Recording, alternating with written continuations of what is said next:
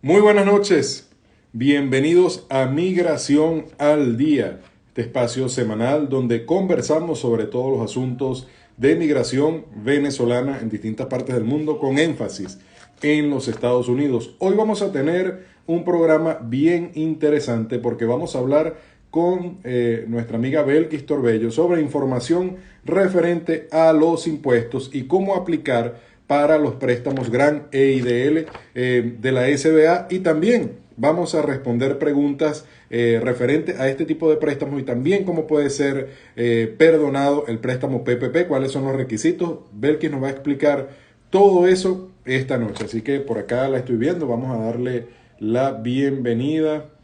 Belkis, ahí te saludé, te voy a enviar la invitación o envíamela para empezar de una vez la conexión de esta noche. Pueden dejar todas sus preguntas sobre este tema. Belkis, buenas noches, ¿cómo estás?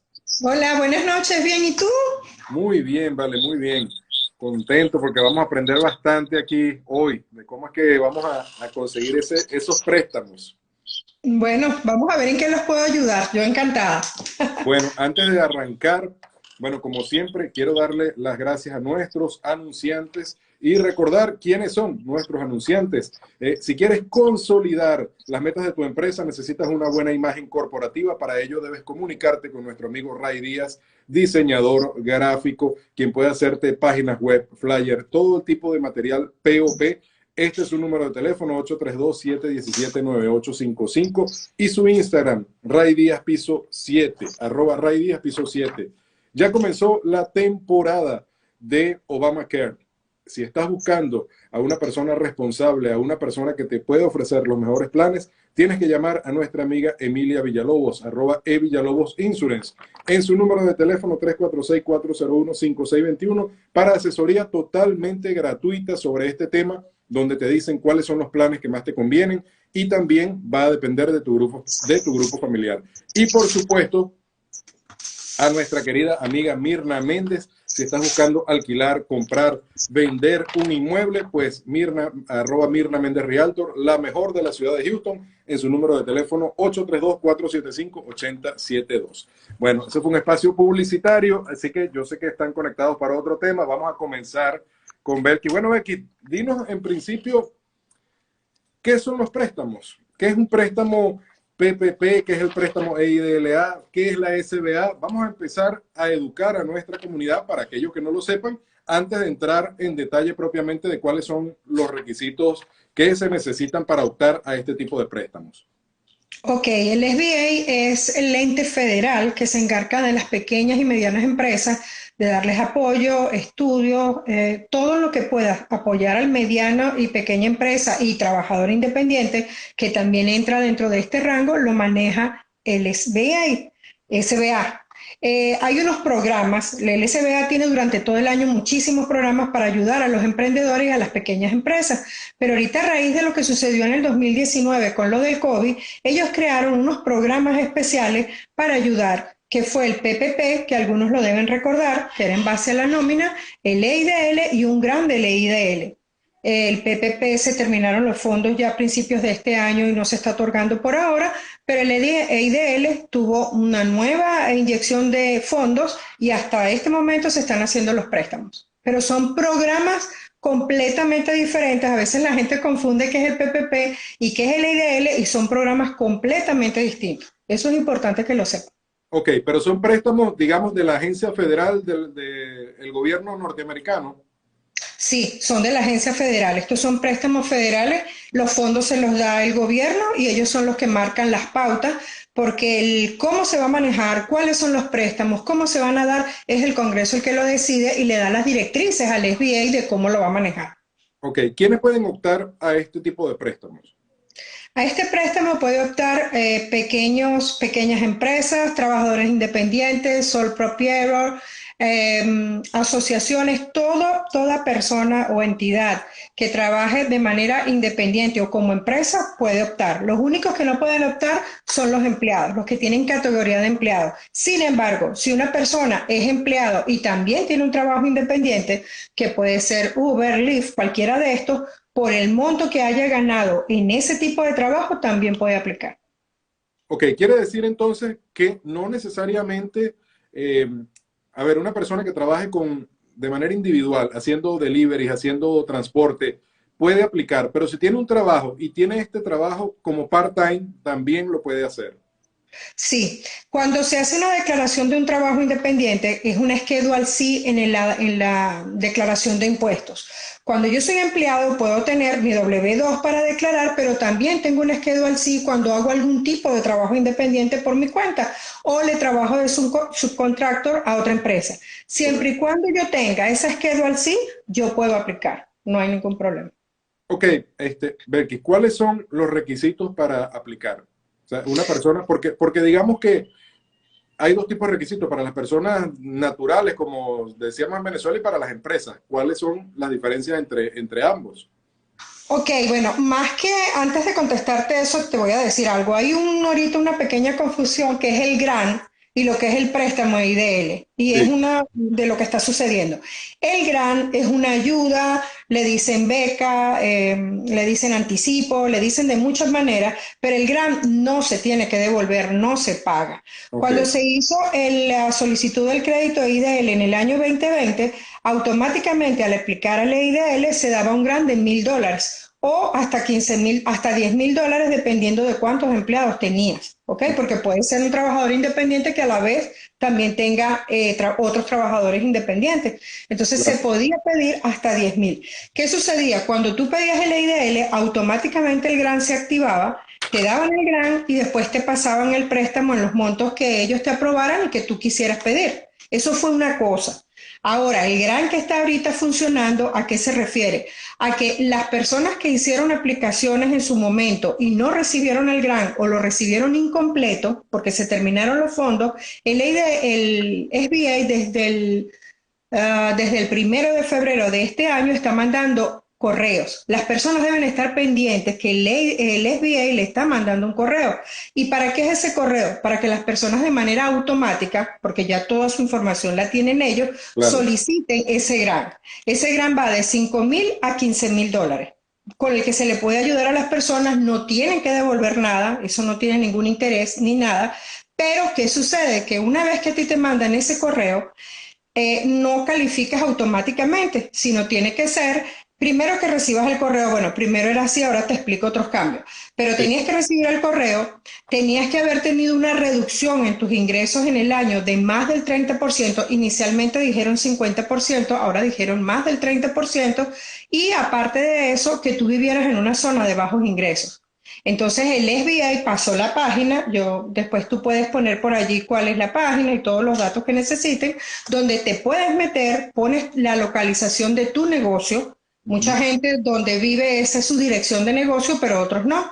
Colocan su dirección de negocio y allí le dicen si es una zona de bajo ingreso. Entonces, si la persona está en zona de bajo ingreso, se le redujo por lo menos en 2 meses consecutivos el ingreso entre el 2019-2020 o 2020-2021 y recibió ese correo, puede aplicar y recibirlo sin ningún problema. Pero cuando pasó el tiempo y muchos no estaban respondiendo estos correos, ya ahora ellos dijeron puede aplicar cualquiera al grano. Sencillamente meterse por la página del SBA y hacer la aplicación. Pero ¿qué sucede? Que en esta ocasión primero tienes que tener el préstamo EIDL para Ujú. que tú puedas aplicar a este grano. Entonces, ¿qué tiene que hacer la gente? Hay dos cosas. Uno es el que ya aplicó y quiere pedir un incremento, hay una forma de solicitarlo más directa también por la página, donde tú estás solicitando que te den un aumento del monto que ya te habían prestado en su momento. Cuando ellos te pasen la información de cuánto te aprobaron y ya eso está listo, automáticamente tú puedes ir y solicitar el grant. No es que se da automático el grant como fue la vez pasada, Ok, sino que una vez que haces la solicitud del incremento o del préstamo por primera vez, después es que vas a hacer la solicitud del grant. Pero estoy viendo que hay mucha gente que hace la solicitud del grant y no está dentro de esos requerimientos mínimos. No vale la pena que hagan esa solicitud si pasa eso, si tu ingreso no disminuyó, si no estás en zona de bajos ingresos. eso. Entonces, exacto, entonces veo y de hecho a mí me llegan muchos clientes a pedirme esa solicitud y yo les veo los números o veo dónde están ellos residenciados, su negocio, y no aplican. Lo van a mandar, la SBA lo va a recibir, pero no se lo van a aprobar. O no están entendiendo que primero tiene que estar el préstamo de ley de L y después aplicar al grant. Si tú haces el préstamo de ley de L y no lo quieres, cuando ya te lo aprueban y te dan el monto, tú dices que no lo quieres y lo rechazas, no importa, recházalo y después, si estás dentro de los requisitos, pides el grant. Pero a ver, Belki, cuando tú dices que es entre $5,000 y $15,000, se refiere a las empresas, ¿correcto? En el caso del grant. No, el grant ese es el monto máximo de regalo que ellos están dando, porque eso es un regalo en realidad, una ayuda adicional que ellos están dando. Pero aplica también para trabajadores independientes. Aplica para trabajadores independientes, para todo el mundo igualito como todo lo que se ha venido aplicando.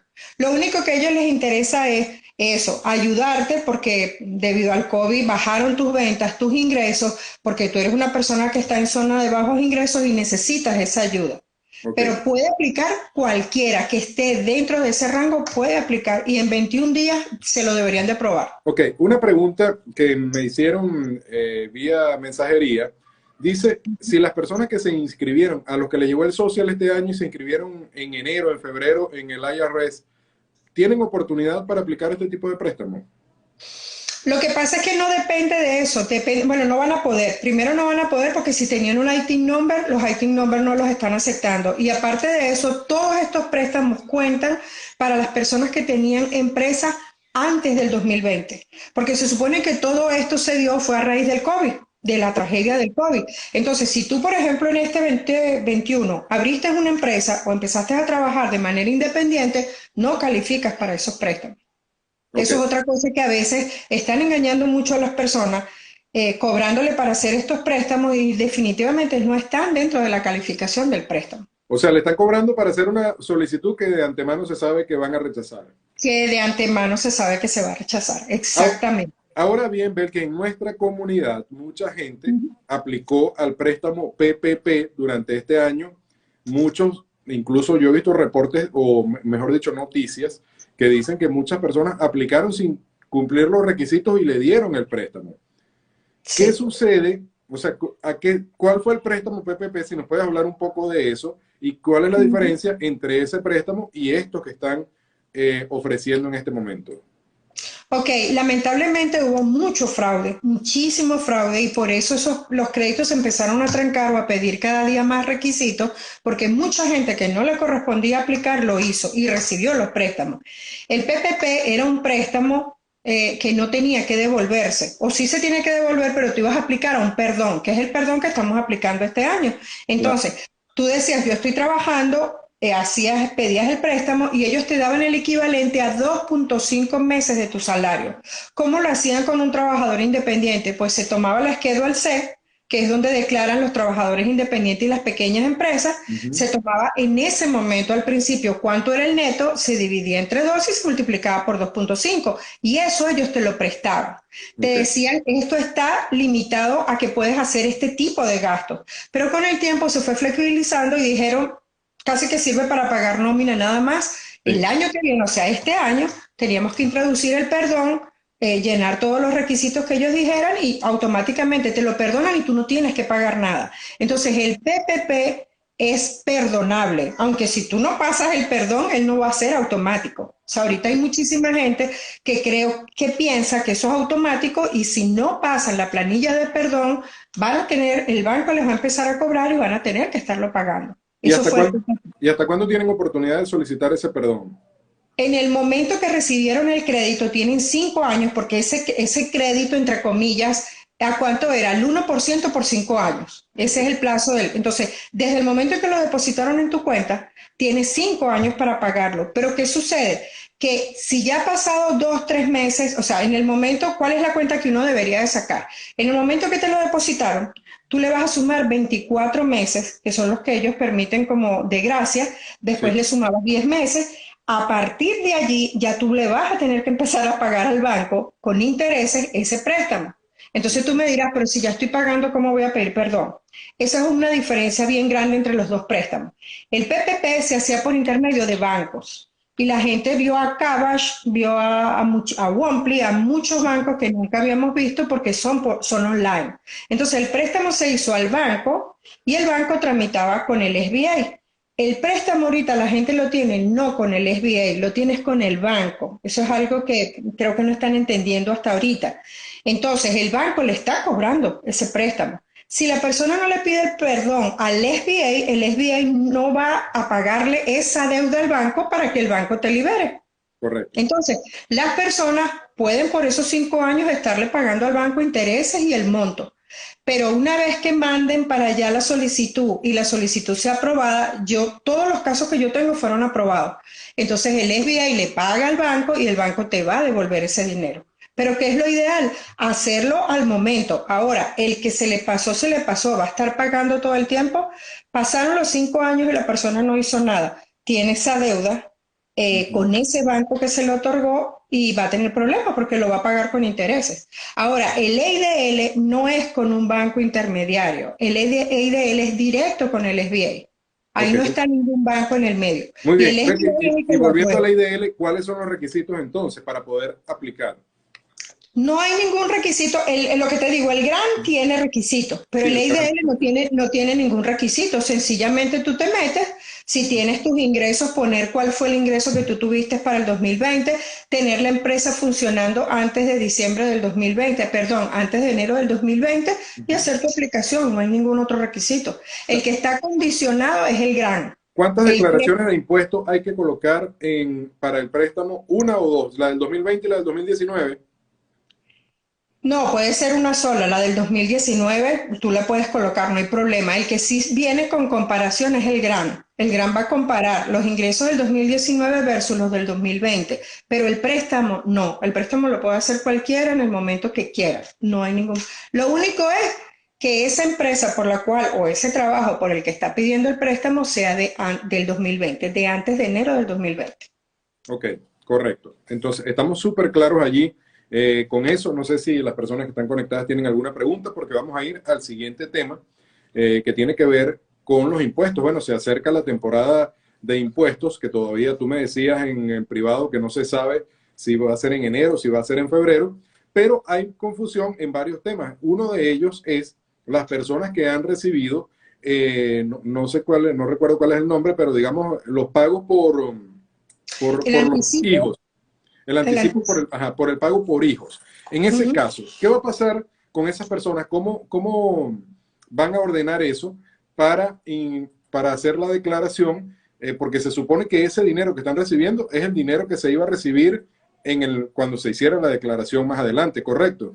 Exacto, exacto. No, lo que deben hacer, eso se llama el anticipo del Child Tax Credit. ¿Por qué sucedió eso? Porque el crédito por ese concepto era hasta $2,000. Y a mitad de año hicieron un cambio que debió corresponder es al año que viene, porque al año siguiente es que se aplican las nuevas normas, y de 2,000 pasó a 3,000 y a 3,500. ¿Cuál es la diferencia? Que hasta 6 años los niños van a recibir 3,500 y, perdón, 3,000 y hasta de 7 hasta 17, que eso lo bajaron, subieron la fecha también, va a ser 2,500. Entonces, ¿qué hizo el gobierno? Dijo, bueno, yo te voy a estar adelantando a los que se inscribieron y a los que lo Sí. solicitaron, te voy a estar adelantando ese crédito desde julio hasta diciembre, $300 mensual o 250 dependiendo de la edad del niño y de la cantidad de niños que tenga. Pero no es Entonces, todo, pero Belkis, no es todo el dinero, ¿correcto? Porque de julio a diciembre son no, cinco o es el seis meses. 50%, es el 50% lo que ellos están anticipando. Y igual, no es a todo el mundo porque mucha gente no se inscribió o hubo personas que se inscribieron más tarde y de repente lo recibieron en noviembre, ahorita, o lo van a Ujú. recibir en diciembre, pero eso está muy, muy dispar. Entonces, ¿qué es lo importante a la hora de declarar? Que las personas sepan exactamente cuánto recibieron. ¿Ok? Ujú. Ok. Cuando vengan a declarar, ahorita en enero, a mediados de enero, van a empezar a recibir unas cartas del IRS donde hay una conciliación, donde les va a decir, yo les mandé o yo les deposité este monto por sus hijos. ¿Qué Ujú. debe hacer la persona? Agarrar esa carta y ver si lo que le está diciendo el IRS coincide con lo que yo recibí. Si no, Correcto. inmediatamente llamar. Y si todo está bien, guarda esa carta y en el momento de hacer la declaración está bien claro de qué es lo que necesita reclamar y qué no. Porque esto es bien importante, no solo porque es tu dinero y vas a reclamarlo, sino porque si existe un error, por ejemplo, tú Gerardo, me dices que recibiste $1,000 y en realidad recibiste 1,200, por decirte algo. ese reclamo yo lo voy a hacer en tu declaración de impuestos. Cuando esa declaración llegue allá y no coincida con los registros de ellos, esa declaración se va a parar. Y hay declaraciones a estas alturas estamos en noviembre, que todavía no han salido, que no, por ejemplo, en tu Belkis, caso, problemas con la conexión. Ajá. la van a dejar al final de la declaración y después es que van a conciliar ese monto. Al final, si ellos consideran que tú no tienes la razón, de acuerdo a sus registros, te van a pagar descontándote ese monto, pero ya la declaración se te tardó 6 meses, 7 meses. Claro. Entonces, esa conciliación a la hora de declarar para el año que viene es súper importante. Y la otra es que recuerden que habían 3 estímulos que se dieron, que fue el de 1.200, el de 600 y el de 1.400. Los 2 primeros se reclamaron en la declaración de este año, Sí. pero los 1.400 se van a reclamar el año que viene. Y va a volver a pasar lo que sucedió este año con clientes. Gerardo, ¿recibiste los 1.400? No sé, no tengo idea, no revisé mi cuenta, no sé. Entonces, sí, no, sí, bueno, va a volver a pasar que si no hay congruencia en la información, se quedan paralizadas las declaraciones. Ok, pero a ver, muchísima gente, los que sí recibieron, digamos, los cheques de estímulo, esos cheques deben ser declarados en los taxes del próximo año. Como ingresos, no. Ninguno de los estímulos es un ingreso. Eso Ok, es una ayuda adicional que dio el gobierno, pero no se registra como ingreso. Pero la forma que ellos hallaron fue incluirla dentro de la declaración para de alguna manera canalizar y pagarle a la gente que se había quedado por fuera. Pero eso no es un ingreso tributable. ok, Lo que perfecto. sí es ingreso tributable, que la gente también se confunde, es el desempleo. Eso también es importante, Gerardo, porque en cuanto al desempleo, que las personas reciban esa 1099G, que es la que manda la gente del Texas Workforce, tenerla también en cuenta, porque ese sí es tributable y a la hora de la declaración es importante. Mucha gente no la tenía a la hora de declarar ni tampoco sabía cuánto le habían retenido. Wow, o sea que eso es sumamente importante. De todas maneras, Belkin, al venir la temporada de impuestos, qué es la información más importante que la gente debe tener a la mano para en el caso de aquellas personas que van a declarar por primera vez? Ok, si eres empleado, deben darte una forma W2. Esa es la única forma para los empleados. Los trabajadores independientes tienen varias formas de cobrar. Una es la 1099 NEC, que se la deben dar las personas que lo subcontrató, 1099 misceláneos cuando son comisiones y 1099K cuando le pagan, a veces con el mismo LIF, te pagan con tarjetas de crédito a la Sí, empresa y la empresa te pone mes por mes. Esa es la que viene, pero básicamente es la 1099 NEC y la W2. Ahora bien, si tú eres un trabajador independiente y tú no recibes forma de nadie, tú dices, bueno, ¿y yo cómo hago? Bueno, se supone que todos tus ingresos entraron en tu cuenta, en la que te manejas con tu trabajo o tu cuenta sí. normal. Entonces tienes que llevar un control desde enero hasta diciembre de cuánto recibiste de ese ingreso, de ese trabajo, cuánto es el monto total y cuáles fueron los gastos en los que incurriste producto de tu trabajo, no cualquier gasto, sino el gasto que tiene que ver netamente con tu trabajo. Entonces tú llegas donde el preparador de impuestos y le dices, mira, aquí están mis 2 estados de cuenta, bueno, ahorita se mandan online, aquí está la relación de ingresos que yo considero que son ingresos porque pueden tener en su cuenta transferencias de ayuda, de préstamos, de cualquier cosa que tengan, eso no es tributable. Del hecho, el EIDL no se mete como ingreso la declaración de impuestos porque eso es un préstamo que tú vas a pagar. Claro, Entonces, es importante que la gente esté clara en sus cuentas qué es lo que tiene como ingreso. Cuando revisas la cuenta, ves cantidad de movimientos y las personas te dicen, no, eso fue mi hermana, eso fue mi primo, mi sobrino. Bueno, entonces eso no es tributable. Es eso. Entonces lo primordial es saber cuáles son tus ingresos, cuáles son las formas que deberías de tener y en el caso de los trabajadores independientes, cuáles son tus gastos. Ahora, ¿qué es lo otro que es fundamental? Cuando hay niños menores de edad, ese es el caballito de batalla porque es lo más auditado y lo más controlado por el IRS. ¿Por qué? Porque ellos reciben créditos bastante altos. Entonces, cuando vayan a presentar, el preparador debería decirle, tráeme, si es primera vez, tráeme pasaporte, acta de nacimiento, prueba de residencia, todo lo que pueda indicar que el niño vivió contigo y que es tu hijo y que está los 12 meses del año, porque si ese niño llegó a este país y llegó y tiene 5 meses, 5 meses y medio, él no le corresponden muchos créditos. Ok, Yo tengo un caso de un cliente que la hija, yo sabía que había llegado y yo le pedí a él el pasaporte para ver la I-94 cuando ingresó ella. claro. Y ella tenía 5 meses y 20 días, yo no la incluí, porque tiene que ser, para el Child Tax Credit son mínimo 6 meses que tiene que vivir contigo. Y para el Earning Income Credit, que es otro, tiene que ser más de 6 meses. Entonces, a veces los preparadores no toman mucho en cuenta eso y a la hora de una revisión es fuerte la multa, por eso de O los sea, niños. en el caso de los niños, dijiste que el Child Return, si te entendí, es de $3,600. Ahorita para ellos va a ser el año que viene 3.000 por cada niño calificado y 2.000, no, 3.000 y 3.500. Ahorita ya no me acuerdo, creo que son 3.500 los que son menores de 6 años y 3.000 los que son mayores de 6 años. Y Ese va el a ser segundo que dijiste, el Earning Income Credit tiene que ver en cuánto ganaste en el año, no es una fórmula automática, sino que ok, el sistema va a calcular, dependiendo de cuántos hijos estén calificados, cómo declaraste y cuánto declaraste, el sistema le va a hacer un cálculo. Si tú tienes 5 hijos, el Child Tax Credit le toca a los 5 hijos. Si tú claro. tienes para el Earning Income Credit, no, es hasta 3 hijos. Ya después de 3 hijos no corre el crédito. Ahora, si es el Child Tax Credit, imagínate tú, el año que viene, si son 5, son $15,000 de crédito para esos niños, si están calificados, si los padres tuvieron el estado civil correcto y cuánto estuvieron en el ingreso. Es importante decir que cuando tú declaras casado o separado, que eso es legal, mucha gente lo hace por ciertas conveniencias, pero el Earning Income Credit lo pierden automático para los hijos. Entonces hay que tener cuidado con eso. Ok, Hay que ver qué tanto beneficio me da declarar separado. ok.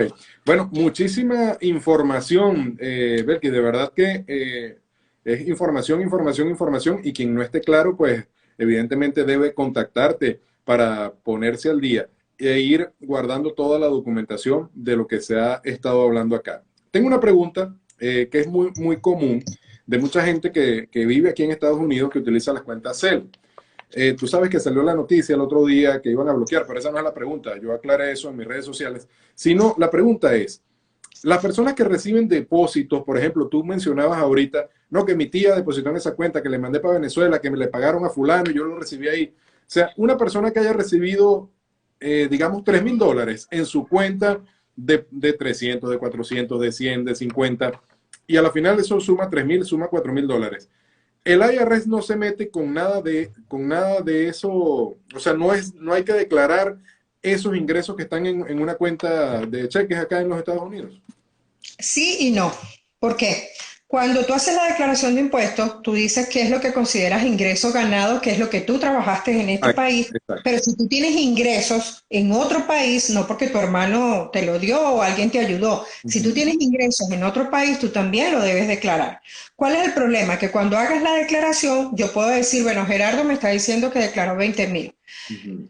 Pero yo estoy viendo sus estados de cuenta, como yo soy contador y administrador, le meto los ojos a todas las cuentas y yo Sí, me estoy dando cuenta que tú en el año, tú me estás declarando 60.000, pero cuando yo veo tus cuentas, que es muy fácil, veo que tú tienes 100 y te voy a decir, oye Gerardo, estás declarando $40.000 de menos, ¿por qué? ujú, Entonces tú me dirás, mira, es que esto es esto. Si tú tienes justificado, o sea, tú sabes exactamente a qué corresponde eso y a la hora de una auditoría lo puedes justificar, no pasa nada. Ahora bien, una cosa es ayuda, una venta eventual, qué sé yo, pero cuando tú tienes muchos ingresos en tu cuenta muy recurrentes, ya no suena a que es una ayuda, bueno, puede ser alguien que tenga dinero y que te esté ayudando, pero sí, ya no suena tanto a que sea algo de ayuda personal, ya suena que tú estás teniendo transacciones con esa persona. Si suena así, deberías de declararlo y decir qué es eso. Estás vendiendo repuestos, tienes algún tipo de negocio allá que está reportando una ganancia, ujú, se puede cuadrar. Tienes una casa allá y está alquilada y te la están constantemente mandando al alquiler. sí, Bueno, se le hace la contabilidad. Gerardo allá paga impuestos, paga mantenimiento, paga cualquier cantidad de cosas y le sacamos la cuenta de cuál es el ingreso real, en teoría, que está ujú, teniendo. Porque ese monto full que te están dando, tú estás teniendo gastos por ese fondo. ¿Ok? claro. O Y sea puede que, ser que digas, mira, no, no, lo que gano es muy poco porque casi todo se va en el mantenimiento de la casa. porque a la final de cuentas, Belki, no es que la IRS va a venir a revisar la cuenta, pero pudiera caer en una auditoría y debe ser explicado, ¿correcto? Exactamente, lo que yo le digo a la gente es que siempre haga la declaración pensando en que va a ser auditado, siempre. Eso es mentira de que si es muy alta o si es muy baja o qué sé yo, eso es completamente aleatorio. Por supuesto hay algo que se llama aquí red flag, que son las banderas rojas. Hay ciertas cosas que nosotros sabemos que el IRS le va a meter el ojo. Por Claro. ejemplo, cuando son muchos niños, automáticamente le mete el ojo. Cuando eres un cabeza de familia, ¿sabes qué es un cabeza de familia a nivel de impuestos? No. Ok, cuando tú te quedaste soltero o viudo o separado y te quedaste con un dependiente calificado. Ok. Entonces ya tú no declaras Gerardo soltero con el niño X. Ya Ujú. Gerardo pasa a ser cabeza de familia. Entonces ya el niño entra dentro de la calificación de todos los créditos y tú tienes ciertos beneficios. Entonces la gente muy alegremente se pone cabeza de familia y resulta que eso es algo que auditan mucho.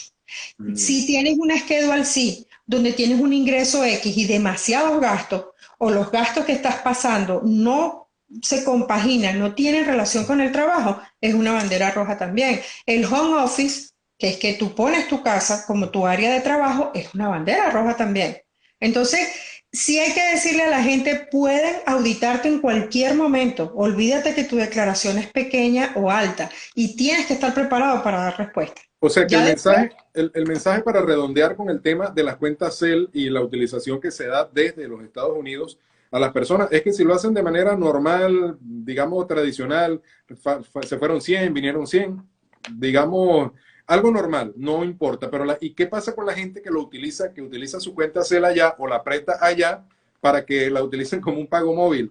Que es algo muy común que se ha visto en los últimos meses por, bueno, por el tema de la dolarización que hay en nuestro país, digamos, de la dolarización improvisada, y entonces las cuentas CEL acá en Estados Unidos han pasado a tener una importancia abismal, pero es lo que decían, incluso la propia prensa venezolana dice que es un servicio que se utiliza como, bueno, que se utiliza como un pago móvil allá. ¿Cuál es la recomendación para esas personas que tienen su cuenta? Digamos, no el que la tiene como empresa, sino que tiene su cuenta particular y es que se la tiene prestada a alguien allá o la utiliza de esa manera.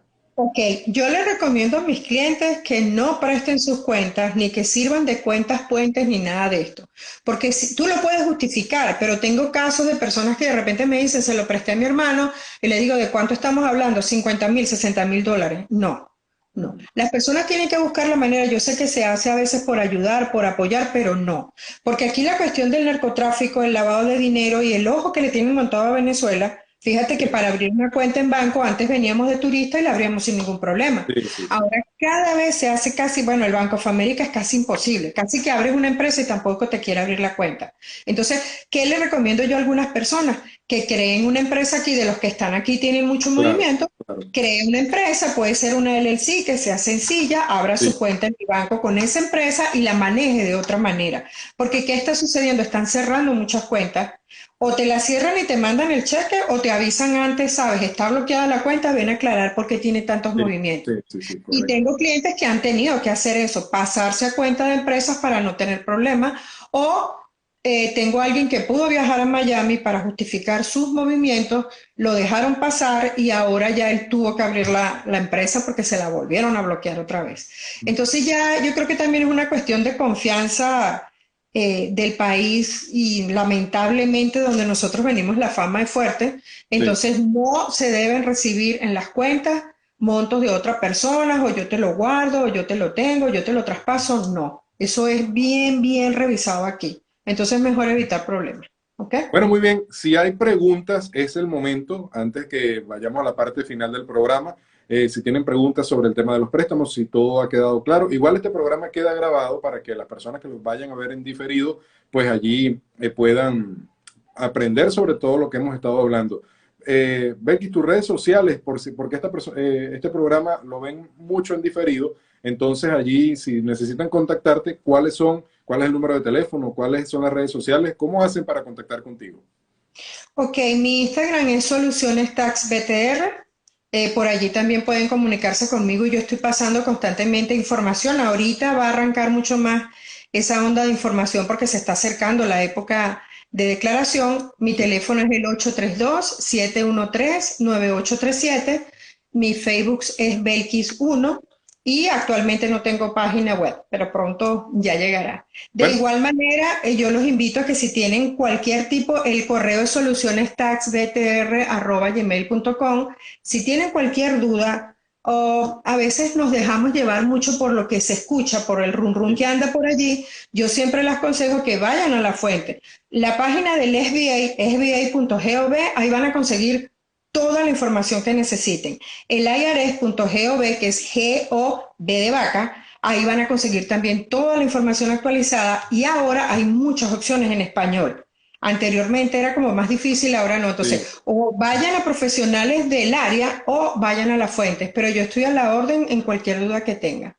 Bueno, Becky, si necesitas una página web como lo que acabas de decir para consolidar las metas de tu empresa o cualquier diseño, cualquier página web, cualquier flyer, con nuestro amigo Ray Díaz, él puede proporcionarle a todas las personas en Texas y en todo Estados Unidos los servicios, los mejores servicios de diseño gráfico. Arroba Ray Díaz piso 7, 832-717-9855.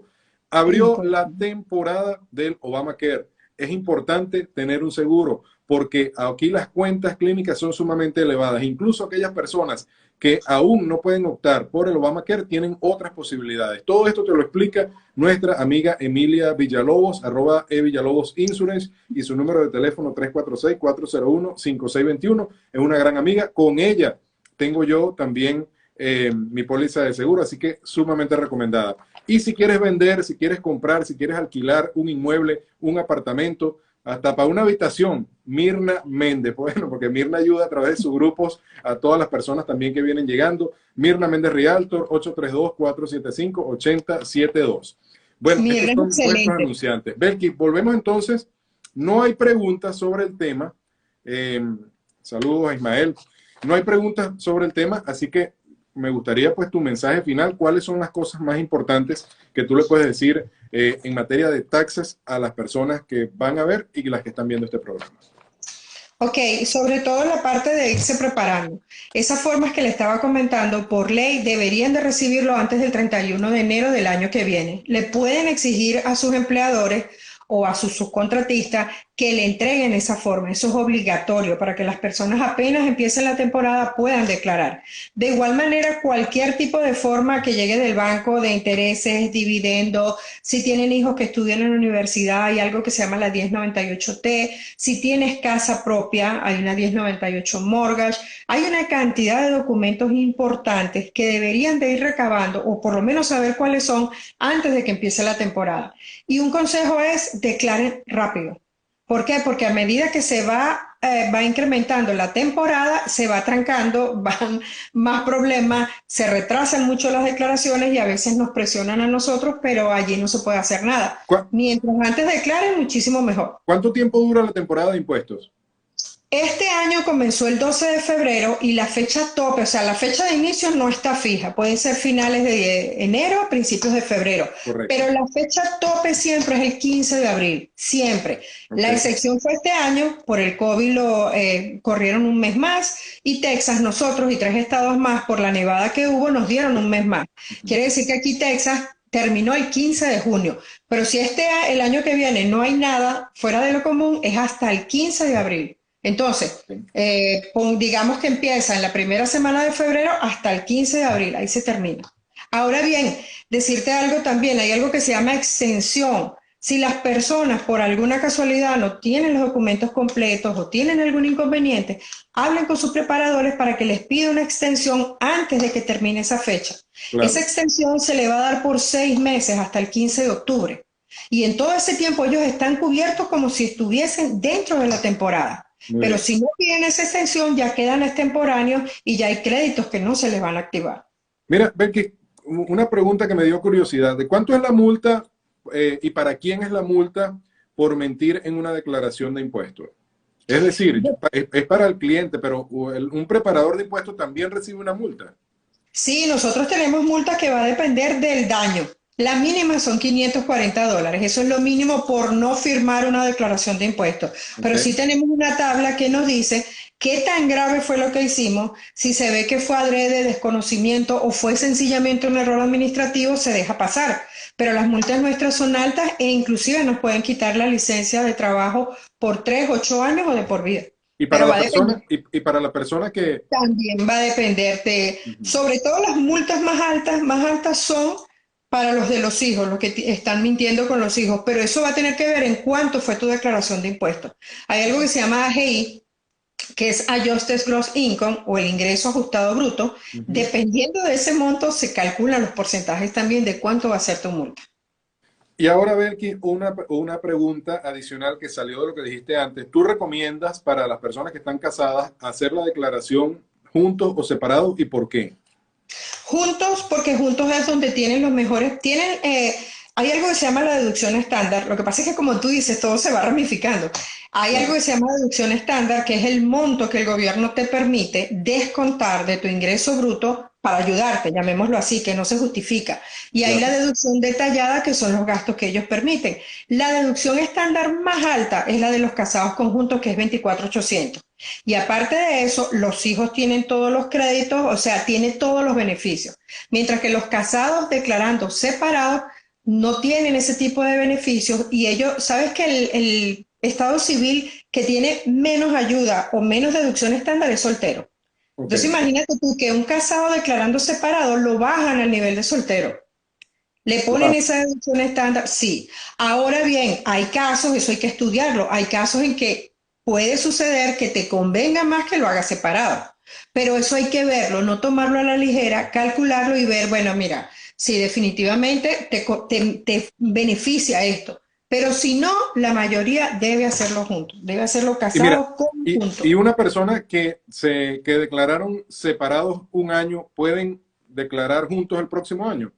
Sí, no hay ningún problema, sí lo pueden hacer. Ah, y otra cosa importante es que lo que yo te decía de la deducción estándar, cuando la persona declara separada, los dos tienen que tener el mismo tipo de deducción. Entonces, por ejemplo, tú, Gerardo, tienes muchos gastos que pasar, muy buenos, que te van a beneficiar, pero yo soy tu esposa y declaro primero sola y utilizo la estándar, que es la de soltero, Claro. 12.400.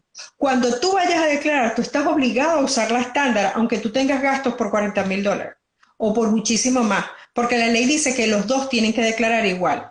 Imagínate, eso es una complicación. Y hay una pregunta de nuestra amiga Mirna Méndez que me dijo que te hiciera, menos mal que me acordé, porque si no, después mañana no hay yo que decirle, Te va a sobre, ahorcar, Mirna. sobre la importancia de la declaración para la compra de casas. O sea, una persona que se esté preparando para comprar una casa en 1 o 2 años, ¿cuál es la recomendación? Porque eh, el nivel de ingresos que se reporte es lo que a la final de cuentas va a ver el lender a la hora de evaluar si te va a otorgar un préstamo. Entonces, ¿cuál es la recomendación en ese sentido?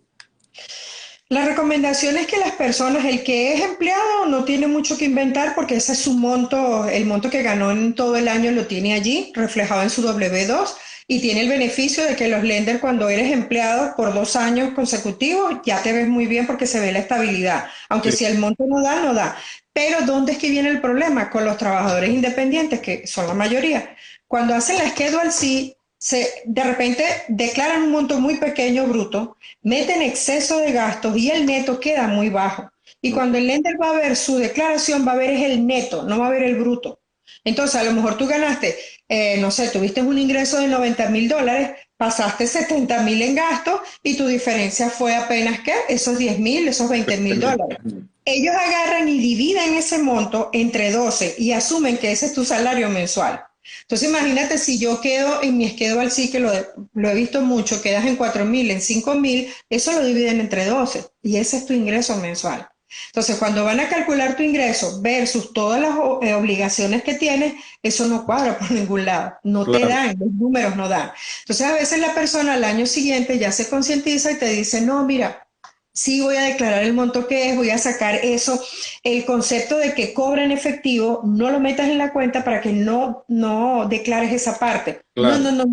Yo a todo el mundo le digo, todo lo que usted gana, declárelo, todo. Y como claro. tiene que existir una prueba, si a usted le pagan efectivo, vaya al banco y deposítelo para que quede allí. Claro. Entonces mi consejo es, declaren el monto que les corresponde, pasen los gastos realmente necesarios que utilizó para su trabajo y le va a ir bien. Lo que tiene que pensar es eso, que ese ingreso neto entre 12 es su sueldo mensual y por ahí lo van a evaluar. Porque el lender va a evaluar la última declaración de impuestos o las dos últimas. Las dos últimas declaraciones de impuestos. Entonces, de repente una está mejor que la otra, pero si una estaba muy bajita y la otra está relativamente decente, a ellos no les dan las cuentas.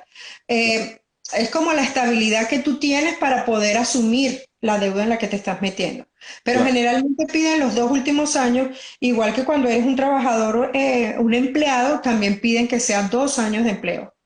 Ok, y entonces, según tu experiencia, ¿cuál es el monto aproximado que debería tener libre una persona para que no le pongan tanto pero a la hora de comprar una casa? Es que es difícil decirte porque eso va a depender del monto de la casa que quiere comprar. Si la casa está en un monto muy elevado, pues obviamente no llega, pero si la casa está en un monto mucho más bajo, pues sí lo va a poder hacer. Pero ahí sí no te podría decir porque puede ser que esté casado y que la esposa tenga una W2 con ingresos, puede ser que él sea empleado y trabajador independiente, o puede ser que le interese una casa que es a un bajo costo y independientemente de lo que tenga, sí le van a dar los números. Pero Ok, eso va directamente relacionado al monto de la casa y otra cosa bien importante, al puntaje de crédito. Tú claro, y yo total. sabemos que el puntaje de Sí, crédito aquí, a lo mejor tengo un buen ingreso, mis declaraciones de renta dan muy bien, pero mi puntuación es muy baja. sí, Entonces allí. allí, Es más, es que sí, me dan. es más determinante lo del puntaje. Sí, porque al final a lo mejor sí me lo dan, Gerardo, pero me lo van a dar a una tasa muy alta, porque Claro, mis claro, números, correcto. o hay O sea, algunos que no.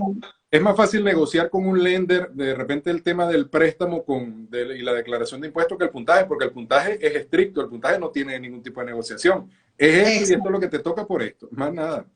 Así es. Exactamente. Lo que te pueden decir, la parte a veces que yo recomiendo con un lender, es que tú vayas y el lender te ayude a ver cómo están tus números y cómo te preparas de repente dentro de un año. Eso es Claro, algo que también claro, se puede hacer. Y hay personas que de repente me dicen en la declaración X cosa, no voy a sacrificar gastos, voy a asumir todo el impuesto porque voy a comprar casa. Y yo le digo, pero esta es tu primera declaración, o sea, con lo que tú tienes ahorita, no te van a dar igual el préstamo. claro, Entonces, prepárate, arregla ese puntaje de crédito, ten una buena declaración y haz el camino para que dentro de un año tú vuelvas a ver ese lender y probablemente, si te falta algo pequeñito, él te va a decir, te falta esto. claro, por supuesto, así es. ¿Ok? Así es. Bueno, Entonces, Belki, muy buen programa, muchísima información. Allí todo esto queda grabado para que lo puedan ver en diferido. Y pues, si tienen algunos temas que quieran que hablemos de migración, déjenos saber también para hacer los contactos pertinentes. Y la próxima semana esperamos volver el miércoles con un tema bastante interesante que le anunciaremos en el transcurso de la semana. Belki, muchísimas gracias por tu tiempo, no, gracias por gracias esta a ti. explicación maravillosa. Y bueno, a mí me quedó todo claro, esperemos que a las personas también. Muy buenas Ojalá. noches, gracias por su conexión en Migración al Día. Un gran abrazo, hasta luego, Belkis. Ok, hasta luego, que estén bien.